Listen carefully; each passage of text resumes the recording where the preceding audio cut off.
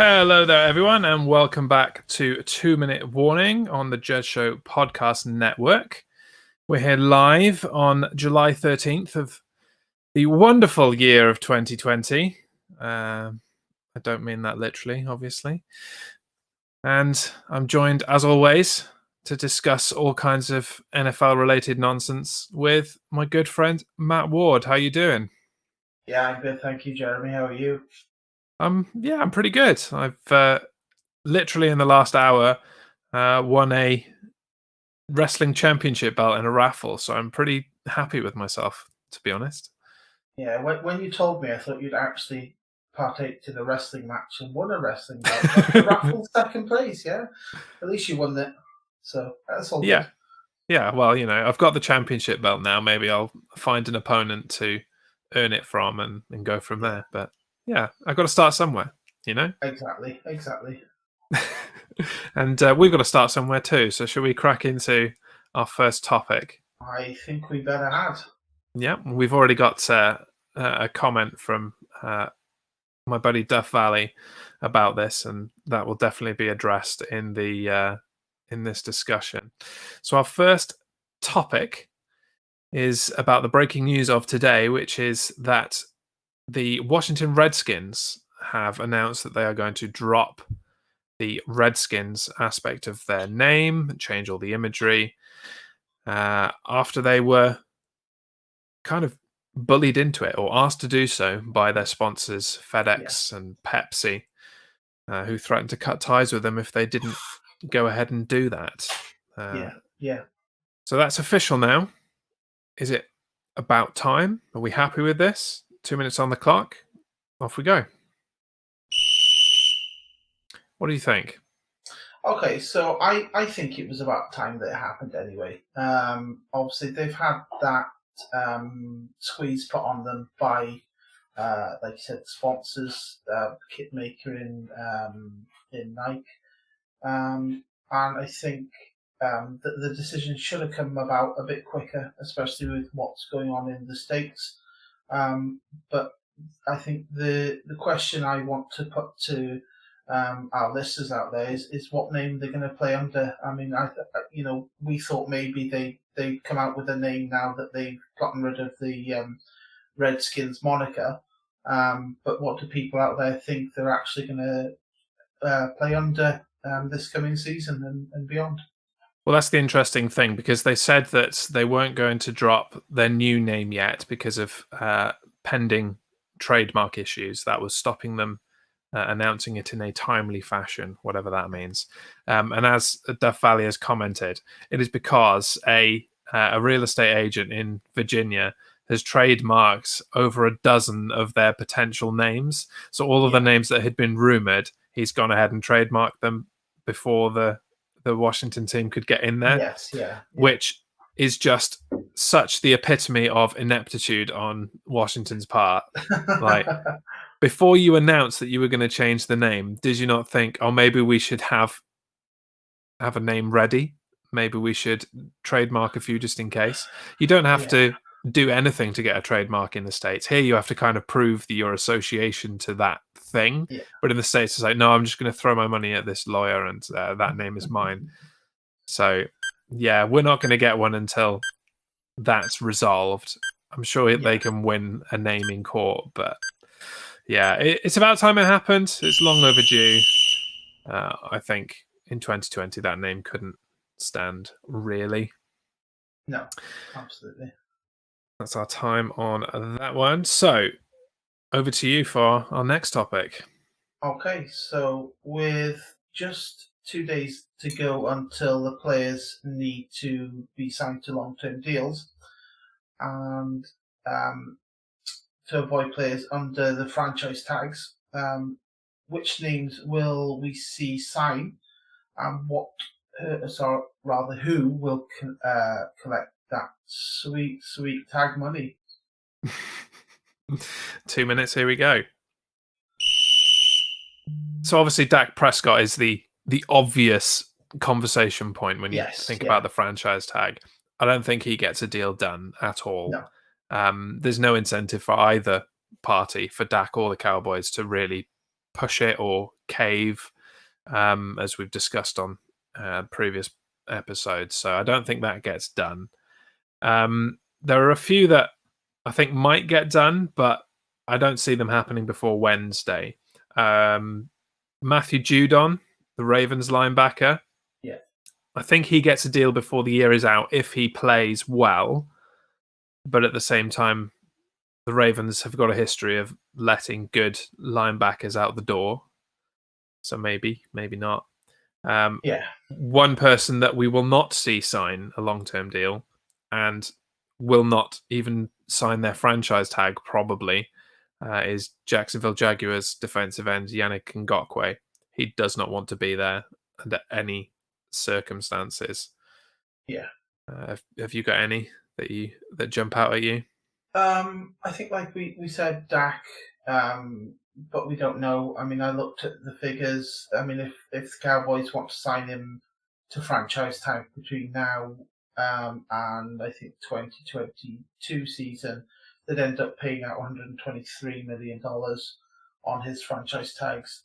One that did shock me, and I don't know why the Tennessee Titans haven't already, was Derrick Henry after his performance, especially during the playoffs last season. And his current franchise tag stands at $10 million. It's a lot of That's money. Cheap, though. That's cheap very, for very cheap. for the best running back in the league, arguably. Absolutely. That's why they haven't bothered there, really. Yeah. Running back, you can slot anyone in at the moment. It's become a very easy position to chuck someone in for 2 years or so. But our time is up there, so that's all we have on the franchise tag.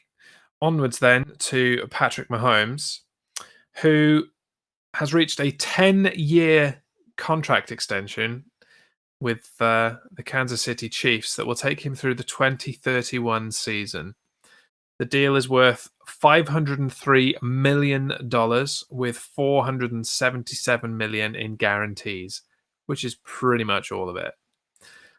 You can kick us off on this one. Is Patrick Mahomes worth all that money? And what effect will this have on future QB contracts elsewhere in the league? Here we go. All right. So pretty much everybody that I've spoken to knows my feelings on this. I was pretty angered by it when it first came out. I thought it was a hell of a lot of money to be thrown around, especially considering he's had pretty much two really good seasons. He won the Super Bowl last season pretty convincingly. He played a fantastic game in the Super Bowl. But $500 million over that 10 years is a hell of a lot of money. And I think what happens if he gets injured and it ends his career? I mean, we've seen it happen to players that have signed big money contracts in the past.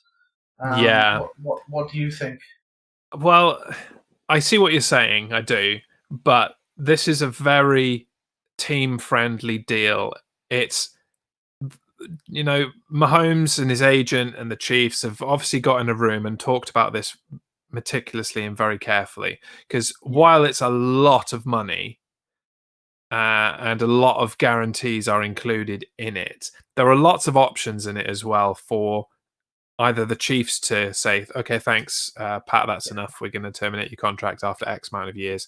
And likewise, Pat can do the same at several points as well. So while it's a 10-year contract, I think that number in lights is kind of blinding people to the fact that he probably won't play under the terms of that 10-year contract. It'll probably be renegotiated within 3 years, that to give Pat Mahomes even more money because he's got even better, or if he gets injured or he declines, to reduce that. I think this works for everybody involved.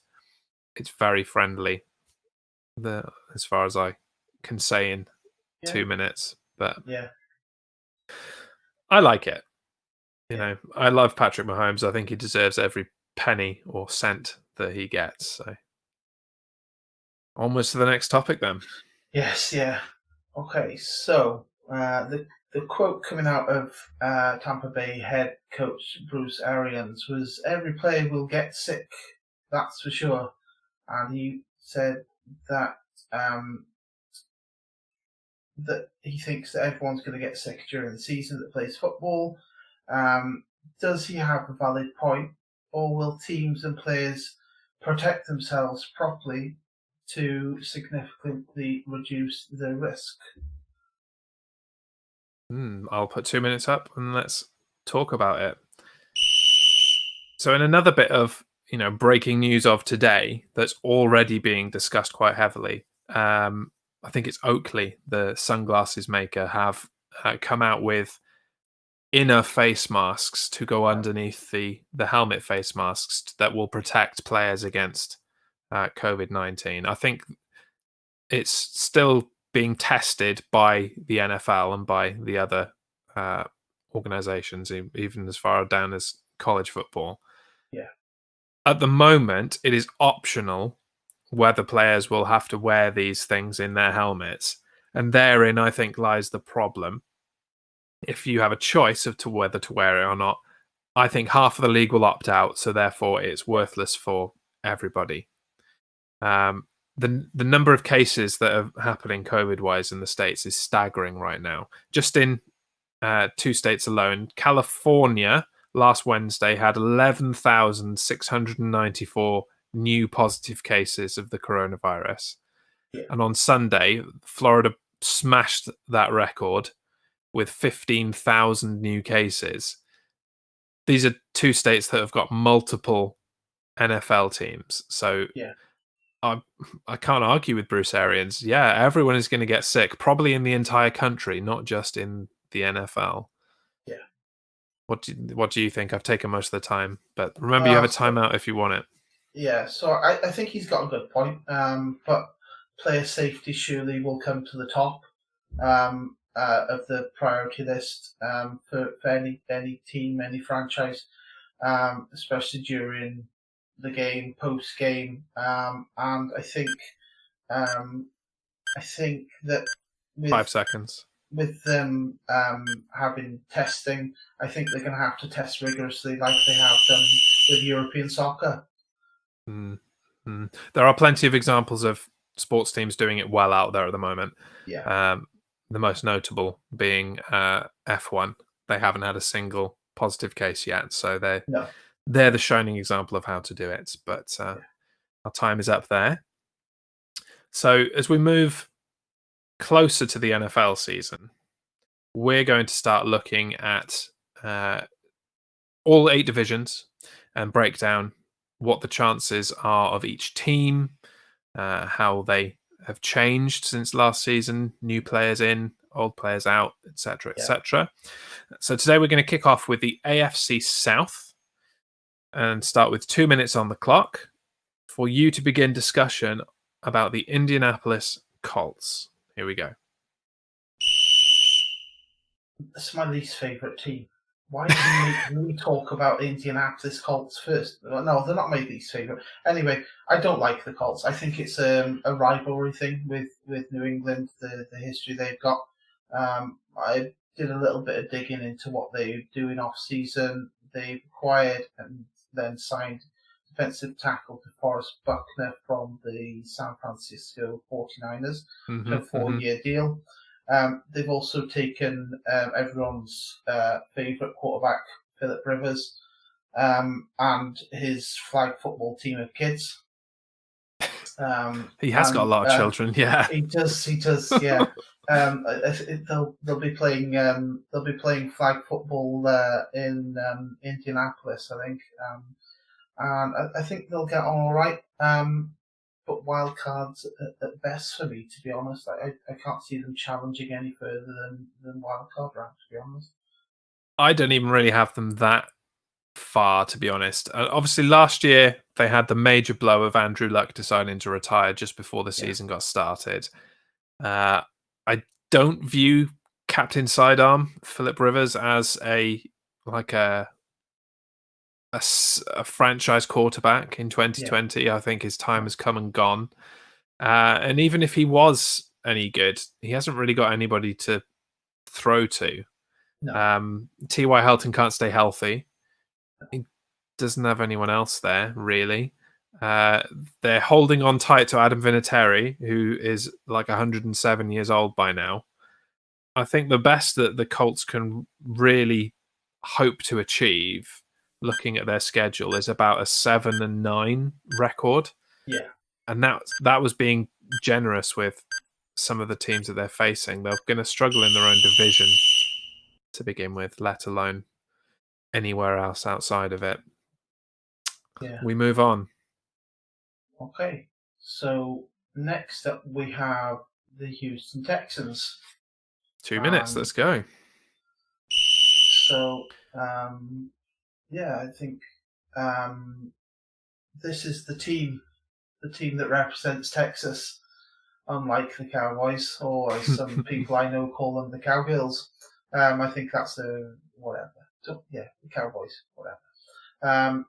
Deshaun Watson's still at QB. I like him. JJ Watt is talking about sitting out the season because of the whole face mask covering thing. Because of Just COVID. say it, because he's a penis. That's why he's thinking about sitting out. Yeah, I used to like JJ Watt. That's why I wore the 99, whatever. But yeah, I think Randall Cobb is a good signing on free agency. That's going to be interesting seeing him down there in Houston. They also signed DeAndre Carter as a exclusive rights free agent. And that's been touted as a low-risk, high-reward signing, according to ESPN.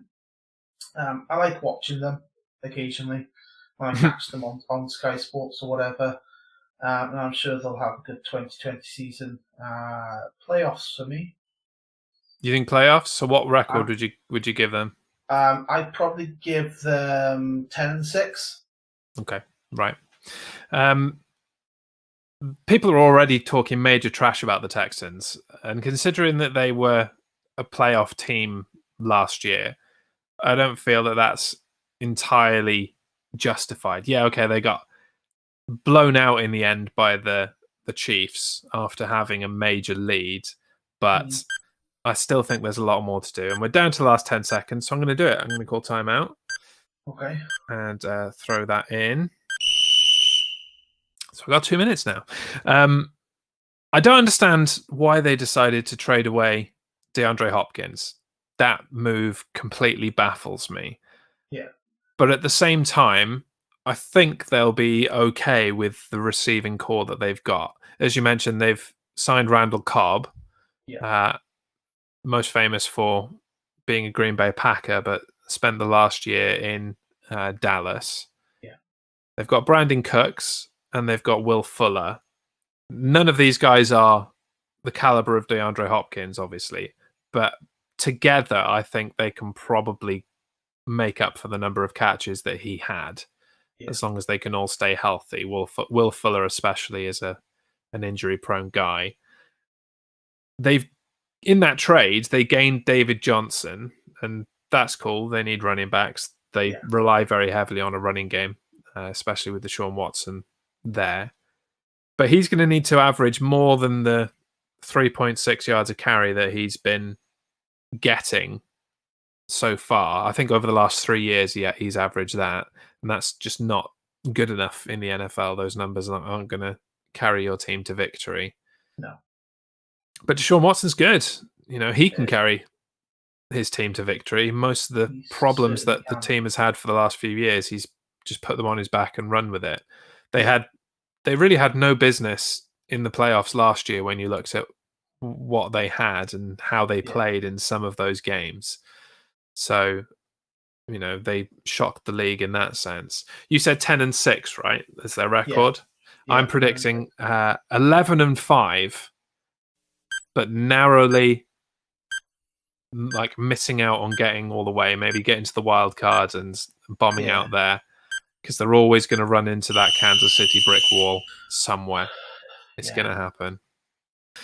And even with timeout, that is our time. the first timeout of the modern 2-minute warning era. Yeah, I think it is, isn't it? Remember that you have one if you want to use it.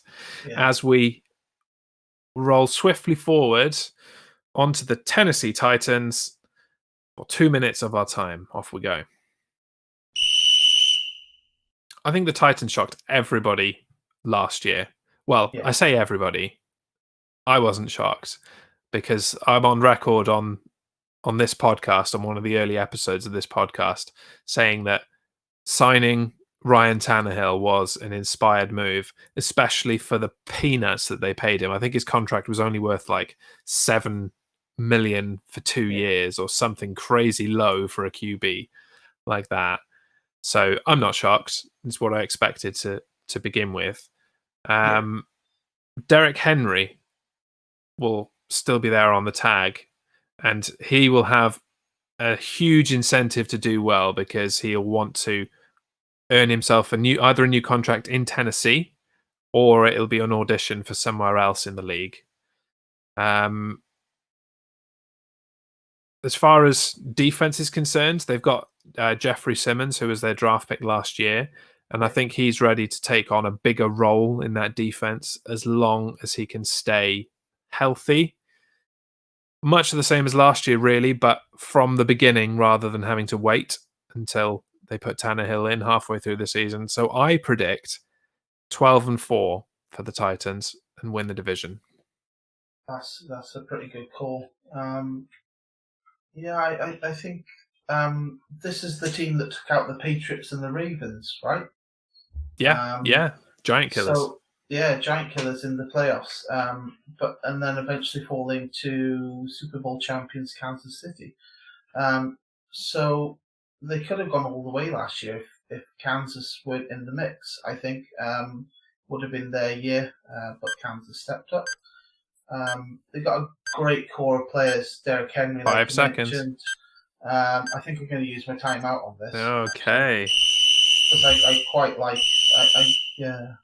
I quite like the what the Titans are doing down there in the South. So you've, like I said, fantastic core players. Derrick Henry absolutely bossed it last year at running back. I think he's going to do the same this year. I think they've just, whether in free agency or during the off season, did have and still have former Patriots cornerback Logan Ryan. He's a good cornerback on his day. Like I said, Ryan Tannehill, Peanuts contract now has a new $62 million contract down there in Tennessee. I think that's bigger than the stupid money contract he signed in Miami as well. So he's done quite well for himself. He has, considering he had a trash team down in Miami around him. I think he's done well for himself, and I think they're going to boss the South again. And I see them either 12-4, maybe 13-3. I think they're gonna be the team to watch. As last year they were down in the AFC South. And going pretty deep into the playoffs, to be honest. I think a big part of why they were so successful last year and will continue to be as well is their head coach, Mike Vrabel, who, as a Patriots fan, you know very well. Yeah. The guy's a G. He's my kind of coach. He makes aggressive play calls. He just makes team-first decisions. He doesn't give a damn what anybody really thinks. No.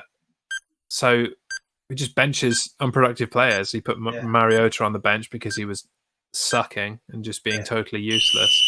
So I think Tennessee is the team of the AFC South. Next year. Definitely. That is our time. I'm just going to have a look at our comments. Dylan Owen says, "Think you've undervalued the Colts. They have a great O-line and some good receivers." Please let us know who those good receivers are in the comments, other than T.Y. Hilton. That defense is really, really good. I think they're dark horses for wild card. You can't put a team on Captain Sidearm's back, I'm afraid. That's all I can really say about that. Maybe his kids will win a flag football championship or something. He's got 2 flag football teams there. He's got like 11 kids or something crazy like that. So he can play the whole game. He doesn't even need to have an opponent. His kids could be like do it like an inter-family championship. He could just claim the championship for himself. Yeah, why not? Speaking of teams that would like to claim championships, let's discuss the team that won't be claiming any championships, I think it's fair to say. Yeah. So last and probably least, Jacksonville Jaguars. Yeah. Here we go. I think the Jacksonville hate's going to come.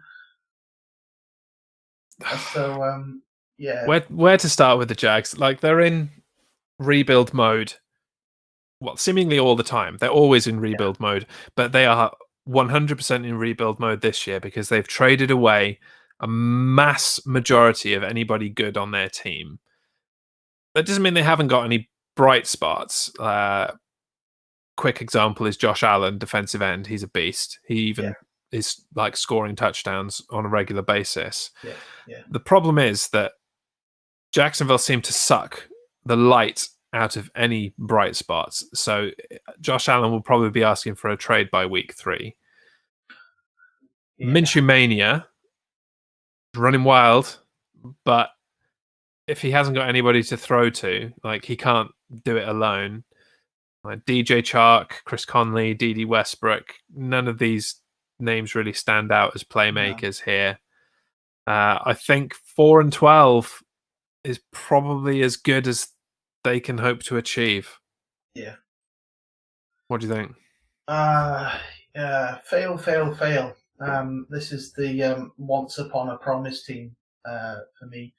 The UK's team. Yeah. I don't like this whole UK's team. I don't like Jacksonville Jaguars. Why are they our team? I think they're stuck with Mr. Pornstash Minshew at QB. They're not going anywhere apart from the pit of misery. And as I say, to the pit of misery, dilly. Tyler Eifert was, or Eifert, stands out. There we are. He stands out as their free agency pick. I think that's time. They're going nowhere. Bye-bye. Give me a quick record just to have that on record. 3-13. Wow, I thought I was harsh, but tank season. Tank season. That's all they do, right? Tank seasons. Yeah, tank season. Dylan has come back with Hilton, and they've drafted Pittman Jr., the Colts this is, who is super productive in college. And Paris Campbell will have a breakout year in the slot. Sure. If you say so, dude. I'll be happy to be proven wrong as we go on. You can come back and say, I told you! I want Dylan's record on Dylan's guess for the record on our record, and then we can Dylan in the comments. I want to know the record of the Colts. How many wins? How many losses? Let us know by the end of the show. As we move on to a listener question from Dylan Owens, and it's a really good question. It's a really good question, and I'm glad that he's proposed it to us because I didn't think about talking about this topic. But it's a good one. Yeah. Do the Philadelphia Eagles give up on Carson Wentz if he is injured again in this season? Do you want to kick off? Yeah, go for it. Okay, time starts now. Okay, so I did a little bit of digging into Philadelphia Eagles. What I remember of them is they beat the New England Patriots, but that's just long gone now. That's their one shot of glory, and then the fans trashed the city anyway. But who would they use? I think they drafted Jalen Hurts out of Oklahoma. Mm-hmm. They have Nate Sudfeld. I think he's third string QB over there. Hurts' 4-year college stats are okay, but a 61.9% passer rating. That's not going to win anything. Or do they go for a veteran? There's a couple of veteran QBs still out there looking for a home if it happens. I low-key love Jalen Hurts. I think he's a great quarterback. I think his stats were massively skewed by the fact that his first few years in college weren't that great. But if you just look at his last year in Oklahoma alone, I think that is the true Jalen Hurts, and he had a stellar year in Oklahoma. He did really, really well. Yeah. And so that's why I think absolutely this is Carson Wentz's last chance. If he is injured again, especially in the way that he often gets injured, he has very QB unfriendly injuries like shoulders and arms and blah, blah, blah. So with this rookie biting at his ankles the whole time, I don't think he survives going down for a third time. No. People have been throwing around this stat today on Twitter that he has the best touchdown to interception ratio in the league. But of course you do if you only play 6 games out of 16 in a year. That's what's going to happen. So, yeah, last chance saloon for Wentz. Absolutely, as our time expires. And that's enough for Carson Wentz. The record is in for Dylan. He says 9-7, sneak into the wild card. It would have to be wild card. Yeah. If they have a stellar year, I don't see them winning the division. So time will tell. We will revisit. There's teams that are better than them down in the South, so it absolutely is. And so we roll into our final segment of the day. Yes, we do. No huddle. No huddle. Something that you introduced to us 2 weeks back, Jeremy. And now it's my turn to repay the favour on you. So you know the rules. It's as many quick fire questions as possible into the 2 minutes. No timeouts, no explanations, just the first thing to pop into your head. And okay. I prepared a lovely list of questions for you. All right, wait for 1 second. Let me just have a little drink. Make sure I'm good and prepared. Okay. Putting 2 minutes on the clock. You ready? I'm ready. I'm ready. Let's go. Okay. Packers or Patriots? I hate you, Patriots. So you're on the 50. Do you go for it on 4th or punt? On the 50, I punt. Okay. If Bill Belichick coached the Bears, would you still support them? Yes. Okay. Raiders' new stadium, like it or not? I do, and I love them in Vegas. Okay. So Super Bowl teams this season, pick 2. The Chiefs and the... Oh, the NFC's hard. The Chiefs and the Bears. Go on. I'll just be loyal. Okay. I kind of knew you'd say the Bears. So limited fans or no fans this season? No fans. Okay. Trubisky or Foles? Neither. Okay. Who would you have? Quarterback or wide receiver? Who's more important? The quarterback's more important. Okay. Is the XFL better than the NCAA football? No. Okay. NFL UK, Wembley or Spurs Stadium? Oh, Totty House all the way. Love Totty House. Should Cam Newton have the number 1 shirt in New England? What, literally the number 1 on the front? Yeah. Yeah, that's his number. Yeah, that's his number. He's got it anyway. I thought you'd see if you liked it or not. Playoffs or not for the Bears? Not, unfortunately. They're going to win the Super Bowl by not getting into the playoffs, apparently. Okay. Or just get there by default. Last question, because time has expired. Last question. Jets or Giants? Who sucks most? Who sucks most? Oh, easy. Yeah. The Jets. Yeah. Giants are my second team. Lined that one up for Dylan Owens, didn't they? Dylan's just here for us to beat up on him, apparently. You know, Love you, Dill.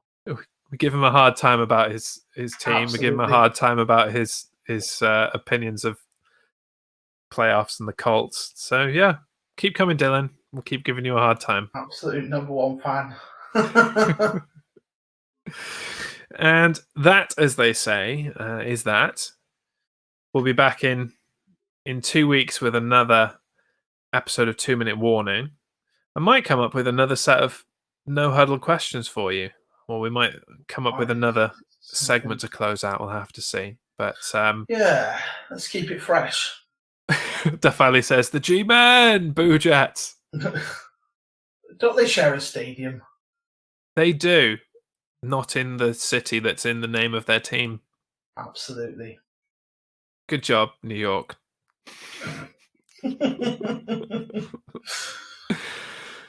Right, so next time, 2 weeks' time, there are 7 divisions left to discuss. I think I'm going to open it to our viewers to decide which of those divisions we discuss. Do we stay in the AFC or do we move to the NFC? It's entirely up to you, the viewer, the listener, to decide that. I'll put a poll up on Facebook and a poll up on Twitter as soon as I can remember. And you can decide for us, and we'll go from there. Other than that, anything else you'd like to say before we sign off?